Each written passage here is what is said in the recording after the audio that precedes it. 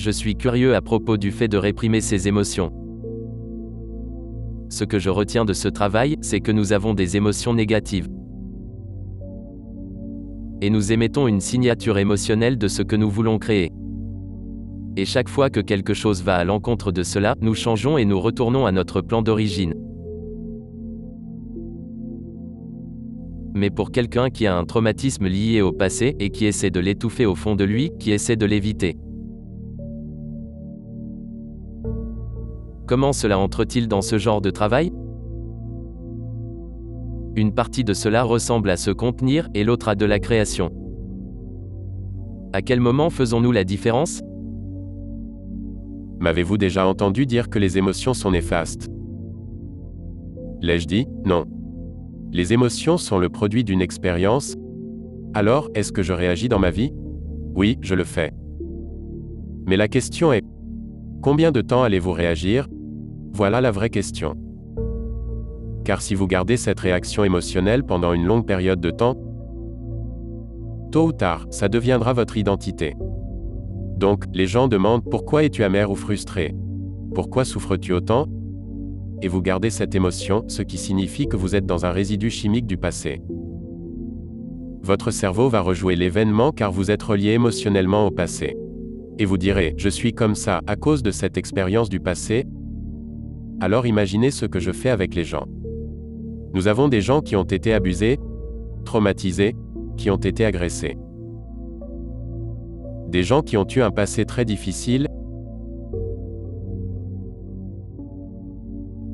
Et m'avez-vous déjà entendu dire de revivre l'événement? L'ai-je dit une seule fois? Jamais nous devons revisiter le passé, car une fois que vous le faites, vous ouvrez la boîte. Ce que nous devons faire, c'est de surmonter l'émotion car c'est tout ce qu'il reste de l'événement. Vous asseyez une personne.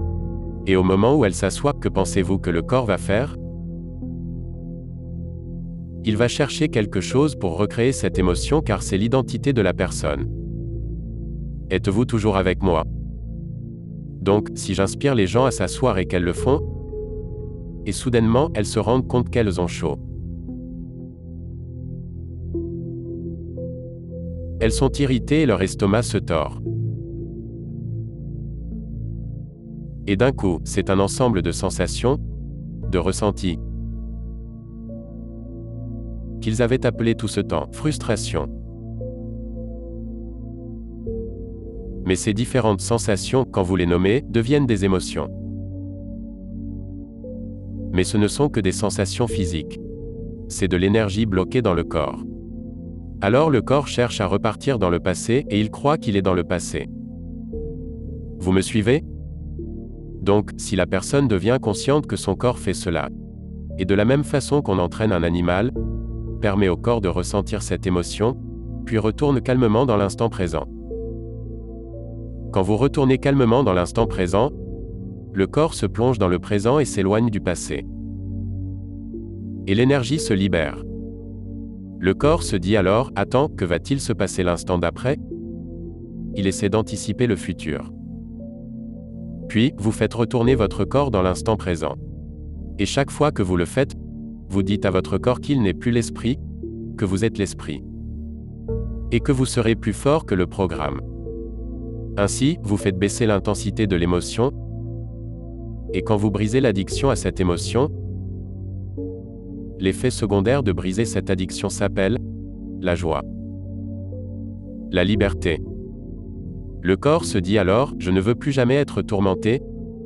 Maintenant, est-ce que ça veut dire que vous ne devez plus pleurer sur les choses que vous perdez? Le chagrin est un processus biologique, c'est de l'élagage neuronal. C'est une mort des circuits, une mort d'émotions. C'est l'absence, le vide de quelque chose dans votre vie. C'est important, mais dans le deuil, vous devez arriver à une meilleure compréhension de la mort. Une meilleure compréhension de la perte. Une meilleure compréhension qui vous permet de vous adapter à ces conditions. Chaque fois que je m'assois avec quelqu'un qui commence à se plaindre de sa vie, je les laisse parler quelques minutes, puis je bâille. Savez-vous ce que je leur dis? Tu te plains de ta vie seulement quand elle ne fonctionne pas, et ce que tu ressens maintenant te maintient connecté au passé, tu ne fais jamais cela quand ta vie va bien. Donc, je n'ai aucun problème avec le fait de traverser les émotions. Mais je sais aussi que ce que veut vraiment une personne plus que tout, c'est d'être libre. Les gens veulent être libres. Et j'ai été le témoin de transformations dans toutes les cultures, peu importe la couleur de peau, la forme, la taille et l'âge. Je l'ai vu. Le même éclat qui paraît sur le visage de quelqu'un, une lumière dans leurs yeux. Une différente présentation de leur visage, c'est réel. Cette personne a dû se dépasser. Ce n'est pas qu'on ne doit pas ressentir ces émotions, au contraire, nous devrions les ressentir pleinement. Mais comme un enfant, passer à autre chose après. Les laisser sortir et s'en aller.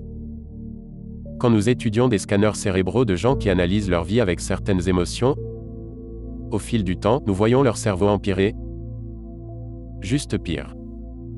Et j'aimerais dire, excuse-moi, Hector, mais que diable fais-tu là-dedans? Oh, je pensais juste à mon ex et les enfants. Eh bien, j'aimerais que tu saches que ça détruit ton cerveau. Et quand ils réfléchissent à cela, et qu'ils comprennent que je ne leur donnerai pas la réponse à leurs problèmes. Car quand une personne souffre, que recherche-t-elle? Ils espèrent que je vais arrêter leur souffrance. Et je peux leur donner la réponse. La bonne réponse à leurs problèmes, mais ils vont me contredire. Ils me contrediront tout le temps, non mais, non mais, non mais. Alors, je leur dis, viens avec moi. Donne-moi 4 ou 5 jours. Traverse la rivière.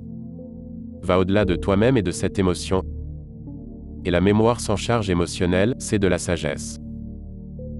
Et c'est la règle du jeu. Car l'âme ne peut pas aller dans le futur.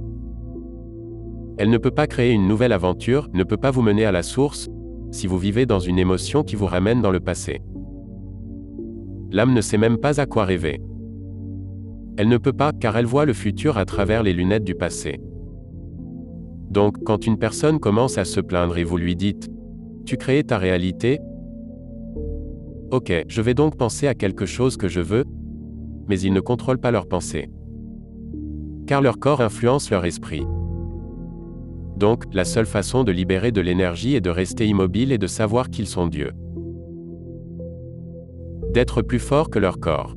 Et chaque fois qu'ils reviennent dans l'instant présent, ils baissent l'intensité de cette émotion et ils deviennent l'esprit. Le corps n'est plus l'esprit. Et quand l'esprit est enfin libre, ils verront des possibilités qu'ils n'avaient jamais vues.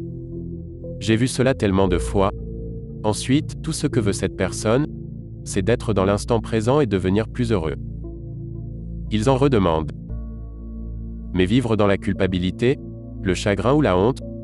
Quelqu'un m'a dit qu'il avait perdu un proche l'autre jour. Je lui dis, ok, depuis combien de temps êtes-vous en deuil? Oh, environ 1 an. Vraiment?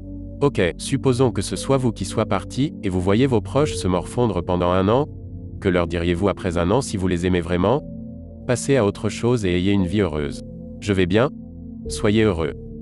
Vous m'aimez vraiment? Vivez une vie heureuse. Ce sera le meilleur testament d'amour pour tout le monde. Car puisque vous souffrez, vous me rendez les choses difficiles. Donc, nous devons constamment nous mettre à jour dans la réalité, car c'est la seule façon de s'adapter. Ne croyez pas tout ce que vous lisez ou entendez, ce ne sera sans doute pas la vérité. Il y a toujours une meilleure vérité et vous pouvez la chercher. Sûrement que quelqu'un dans l'éternité a déjà eu le même problème que vous et moi, et ils l'ont surmonté. Oui ou non? Donc, étudiez cette personne. Vous voulez être riche? Alors étudiez des personnes riches. N'ayez pas juste l'idée que vous allez être riche. Lisez sur les gens riches et voyez qu'ils ont tout perdu et échoué 20, 50 fois. Mais la qualité qui faisait partie de leur personnalité est qu'ils étaient persistants. Ils ont réussi à changer, pardonner et laisser le passé derrière eux pour continuer d'avancer. Et quand ils avaient tout l'argent qu'ils voulaient, ce n'était pas pour l'argent, c'était pour se prouver à eux-mêmes qu'ils pouvaient le faire. Vous et moi ne sommes pas si différents que cela.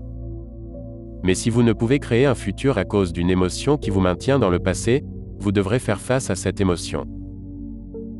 Quand vous vous asseyez et que votre corps ressent toutes ces sensations physiques, il devient vigilant, veut se lever et bouger. Et vous vous dites « Oh ». Vous êtes calme et vous travaillez avec. Vous admettrez que quelque chose de plus grand en vous sort de ce corps et se réveille. Et quand vous êtes capable de surmonter ces émotions, de vraiment briser l'addiction. Savez-vous que vous retournez dans votre vie en faisant face à la personne qui vous a maltraité? Vous verrez une part de vous-même que vous avez été et que vous n'êtes plus, et vous n'aurez rien d'autre que de l'amour pour elle. En fait, vous aurez de la compassion pour elle car vous réaliserez qu'elles sont bloquées alors que vous êtes maintenant libéré. Le vrai pardon, c'est quand vous ne prêtez plus attention à quelqu'un car vous avez surmonté l'émotion. Et cela leur permet de se montrer différemment à vous, car vous vous êtes libéré et vous les avez libérés. Et soudainement, la réalité commence à se déployer de façon mystérieuse. Et cette personne arrive et dit « Pardonne-moi, j'avais tellement tort », et vous l'avez déjà surmonté. Et vous dites « C'est bon, passe à autre chose, j'ai une nouvelle vie, je n'aurais jamais eu cette nouvelle vie si tu ne m'avais jamais déçu. Merci. »